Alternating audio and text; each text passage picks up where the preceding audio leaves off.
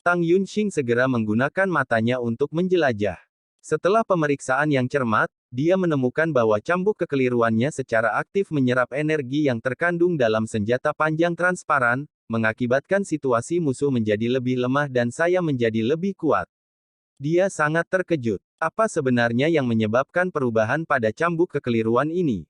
Ketika Tang Yunxing penuh dengan keraguan, gadis di seberangnya tertegun. Sejak dia mendapatkan skala naga, senjata naga yang diubah olehnya tidak pernah mengubah intensitasnya, tetapi sekarang dia dapat dengan jelas merasakan bahwa energi yang terkandung di dalamnya sedang lewat. Ayahku benar, manusia benar-benar jahat. Gadis itu tidak bisa menahan diri untuk menggertakkan giginya. Siapa yang kamu katakan adalah sesuatu? Tunggu, siapa yang kamu katakan berhati buruk? Tang Yunxing tidak memiliki cara yang baik setelah mendengar pidato tersebut. Gadis itu cantik, tapi mulutnya sangat beracun. Permukaan serangan langsung mencakup 3 domain manusia. Katakan kamu, pria tercela yang merampok hartaku. Gadis itu memarahi. Siapa yang merampok hartamu? Tang Yunxing merasa bingung. Aku baru saja melihatmu pingsan di atas naga laut. Aku khawatir kamu akan menjadi ransumnya. Kamu cukup baik untuk menyelamatkanmu, tetapi kamu hampir membunuhmu. Kamu tidak hanya tidak meminta maaf kepadaku, tetapi juga menyalahkanku karena hatiku yang buruk. Ini benar-benar bukan apa-apa. Tidak ada dasar untuk kata-kata kosong. Siapa yang tahu jika kamu ingin merencanakan melawanku sekarang? Gadis itu mencibir. Dan bisakah kamu menyembunyikan barang-barangmu sebelum berbohong? Setelah selesai, gadis itu mengulurkan tangannya dan menunjuk ke tangan kanan Tang Yunxing. Tang Yunxing sedikit marah dengan kata-kata gadis itu yang tidak masuk akal.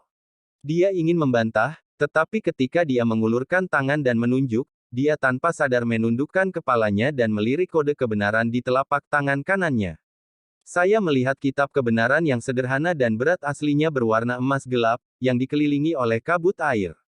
Sampulnya bertatahkan manik-manik seperti safir, yang menyebarkan garis-garis biru tua dan misterius ke seluruh kode, seperti hubungan antara jantung manusia dan pembuluh darah donor. Tang Yunxing tiba-tiba mengangkat kepalanya dan bertanya pada gadis di seberangnya dengan cemas. Wajahnya agak bingung, karena dia belum pernah mendengar ada benda asing yang bisa dimasukkan ke dalam kode.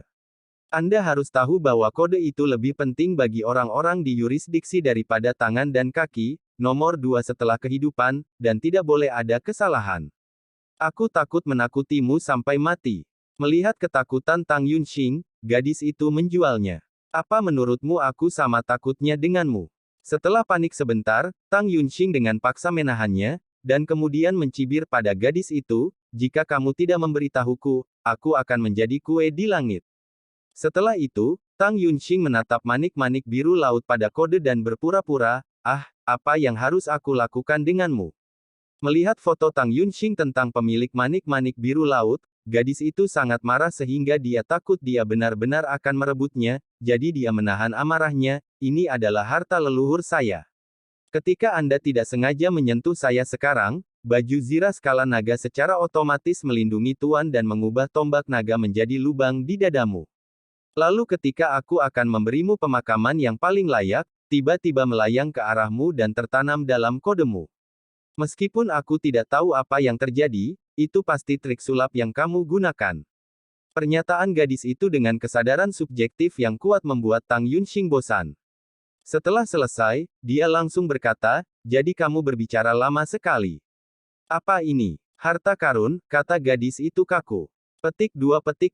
Tang Yunxing merasa terdiam. Dia menggelengkan kepalanya dan berkata, lupakan saja, apa itu cinta? Itu tidak ada hubungannya denganmu. Kembalikan aku. Gadis itu mengulurkan tangannya ke Tang Yunxing. Yang terakhir merasakan kecemasan dalam nada yang pertama, tiba-tiba tersenyum, perlahan mengangkat tangan kanannya, menyajikan manik-manik biru laut pada kode di depan matanya dan mengamatinya dengan cermat. Sambil mengamati, Tang Yunxing berkata perlahan, aku baru saja hampir mati untuk menyelamatkanmu, tetapi hartamu menyelamatkan hidupku. Oke, mari kita impas. Tapi sungguh menyakitkan hatiku untuk memfitnahku dan merampokmu. Aku perlu kompensasi. Sekarang, minta maaf saja padaku dan aku akan mengembalikan manik itu padamu. Minta maaf. Kenapa? Gadis itu sangat marah. Kenapa? Karena kamu membunuhku tanpa alasan, karena kamu tidak memiliki sikap yang benar, karena kamu berbicara dengan bebas. Tang Yunxing memarahi banyak gadis, dan akhirnya, di bawah mata gadis itu yang hampir meludah, dia mengangkat tangan kanannya dan menggoyangkan kode ke kiri dan ke kanan, karena aku memiliki apa yang kamu inginkan. Setelah mengatakan itu, tanpa menunggu gadis itu membantah, Tang Yunxing menambahkan, saya tidak menerima tawar-menawar. Jika Anda tidak meminta maaf, Anda bisa melakukannya sendiri. Kemudian dia menutup matanya dan berdiri di sana dengan ekspresi santai. Bahkan, dia sangat bingung. Dia ingin segera menurunkan manik-manik itu untuk menghindari kerusakan permanen pada kodenya. Namun, manik-manik biru laut telah lama bertatahkan kode, yang tidak membuat Tang Yunxing merasa tidak nyaman, jadi hal itu seharusnya tidak terjadi. Tentu saja, ini tebakannya. Cara terbaik adalah mengambil manik-manik biru laut dengan cepat. Di seberang Tang Yunxing, gadis itu menatapnya dengan marah. Jika matanya bisa membunuh, Tang Yunxing telah dibunuh olehnya ribuan kali. Dia mencoba untuk terus mengoperasikan tombak transparan, tetapi menemukan bahwa itu terjerat oleh cambuk kekeliruan. Sulit untuk memindahkan satu sen pun. Energi yang terkandung di dalamnya berkurang dengan cepat dan tidak lagi memiliki kemampuan tempur intensitas tinggi. Gadis itu berjuang untuk waktu yang lama dan akhirnya menyerah pada kekuatan cabul Tang Yunxing. Maaf, suaranya serendah nyamuk. Apa yang kamu bicarakan? Aku tidak mendengar suaramu. Tang Yunxing mengarahkan telinganya ke gadis itu. Aku minta maaf. Gadis itu memelototinya dengan ganas, dan suaranya sedikit meningkat, tetapi nadanya seperti mencoba memakan orang. Apakah ini sikapmu untuk meminta maaf? Tang Yunxing melirik ke arahnya. Setelah mendengar pidato itu, gadis itu tiba-tiba menutup matanya, menarik napas dalam-dalam, dan mengepalkan tangannya. Tampaknya ada konflik yang harus dipecahkan. Tapi setelah beberapa saat, dia tiba-tiba menelan ludahnya, lalu membuka matanya dan berteriak, baiklah. Maaf, maaf, maaf, maaf, maaf. Tang Yunxing dikejutkan oleh wabah tiba-tiba gadis itu. Dia terus menggodanya dan melepaskan ketakutannya bahwa dia hampir mati ditusuk olehnya, tapi sekarang dia tidak berpikir begitu.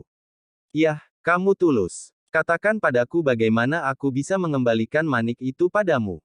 Setelah mendengar ucapan tersebut, gadis itu terdiam sejenak dan berkata, saya tidak tahu. Apakah kamu tidak tahu? Apa maksudmu? Tang Yunxing terkejut dan bingung lagi. Cungkil. Gadis itu berpikir. Kasar, tidak ada konten teknis. Tang Yunxing menghela nafas setelah mendengar pidato itu, menatap gadis itu dan berkata, kamu terlihat sangat cantik dan bagaimana bersikap begitu menglang. Setelah mendengarkan kata-katanya, gadis itu hampir tidak bisa menahan diri untuk mengeluarkan tombaknya, tetapi sayang sekali itu diikat, jika tidak Tang Yunxing harus ditusuk.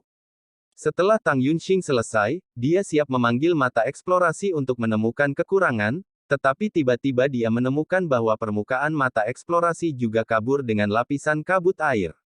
Setelah menggunakannya, dia mendapat beberapa informasi tak terduga, dan persepsinya tentang air lebih dari 10 kali lebih kuat dari sebelumnya. Anda harus tahu bahwa 90% dari seluruh wilayah bintang biru Prancis adalah lautan, dan semua jaringan tubuh manusia terdiri dari air. Ada banyak air di udara. Matanya untuk eksplorasi sangat ditingkatkan dengan ini saja. Apa-apaan ini? Tang Yunxing tidak bisa tidak terkejut karenanya. Kemudian dia terus menggunakan matanya untuk menjelajahi manik-manik biru laut. Tapi melihat ke kiri dan ke kanan, melihat ke atas dan ke bawah, dia masih tidak bisa menemukan celah dan kelemahan antara itu dan kode kebenaran. Tapi dia tidak menyerah. Hingga setengah jam kemudian, Tang Yunxing akhirnya mengalihkan pandangannya dari eksplorasi. Di mata penuh harap gadis itu, dia berkata padanya, mari kita coba dan lihat apakah kita bisa mengangkatnya. Petik 2. Memikirkan apa yang dikatakan Tang Yunxing barusan, gadis itu menggigit giginya dengan keras, dan sebuah ide muncul di hatinya. Setelah dia mengambil kembali barang-barangnya sendiri, dia harus melakukan apa yang paling ingin dia lakukan padanya. Merasakan mata galak gadis itu meluncur ke arahnya, Tang Yunxing tersenyum sedikit bersalah, dan kemudian berkata kepadanya, aku akan menyingkirkan cambuk kekeliruan sekarang, tetapi kamu harus berjanji untuk tidak melakukan apapun. Mari gunakan itu untuk memiringkan ke bawah manik-manik. Aku tidak mau, kata gadis itu berat. Tang Yunxing tahu dia tidak akan melakukannya, yang paling dia inginkan sekarang bukanlah nyawanya, tapi manik-manik biru laut di kodenya. Saat dia meninggal, kodenya akan hilang. Siapa tahu manik-manik itu akan hilang. Sambil berbicara, Tang Yunxing menyingkirkan cambuk kekeliruan dan memberikan kebebasan tombak gadis itu. Setelah itu, dia merasakan ujung tajam menusuk. Dia melihat bahwa tombak transparan terus menunjuk ke arahnya di bawah kendali gadis itu, dan ujung tombak menunjuk ke seluruh tubuhnya. Namun, akhirnya menghadapi manik-manik biru laut pada kode kebenaran. Mata mereka tertuju padanya. Ding! Ujung tombak dengan cepat menusuk di persimpangan kode dan manik-manik biru laut.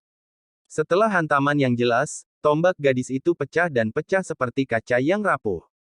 Sebelum jatuh di punggung naga laut, ia berubah menjadi uap dan menghilang ke udara. Mata Tang Yunxing dan gadis itu kusam dan kaget.